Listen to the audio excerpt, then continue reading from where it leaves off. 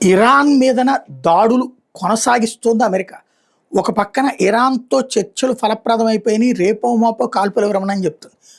మరొక వైపున మొన్న మధ్యన అమెరికా చేసిన ప్రపోజల్ ఏంటంటే, కువైట్‌లో వీళ్ళ డాలర్లు ఏవైతే అప్పట్లో స్ట్రక్ చేశారో అది $6 బిలియన్ ఇస్తామని. తర్వాత $12 బిలియన్ అడిగింది ఇరాన్ అన్నారు. కాదు $24 బిలియన్ ఇవ్వాల్సిందే అంటోంది ఇరాన్. టోటల్‌గా అమెరికా స్తంభింపజేసిన $24 బిలియన్ ఇస్తే కానీ తాను కాల్పుల విరమణకు ఒప్పుకోనంటోంది. ఇదే సందర్భంలో అమెరికా ఓ పక్కన కాల్పుల విరమణ చర్చల పేరిట కథ నడుపుతుంది. రెండో పక్కన అటాక్స్ కంటిన్యూ చేస్తుంది. నిన్న ఒక షిప్‌ని ధ్వంసం చేసింది. అట్లాగే రాడార్ వ్యవస్థని ధ్వంసం చేసింది. కొత్తగా చైనా నుండి తీసుకొచ్చుకున్న రాడార్ వ్యవస్థని ధ్వంసం చేసింది. అదే సందర్భంలో ఇరాన్‌కి సంబంధించినటువంటి ఆయుధాగారాలను ధ్వంసం చేసింది. డ్రోన్ల తయారీ ప్రదేశాలని ధ్వంసం చేసింది. ఎడతెరిపి లేని దాడులు ఓ పక్కన కొనసాగిస్తూ రెండో పక్కన చర్చల పేరుతో గేమ్ కొనసాగిస్తోంది.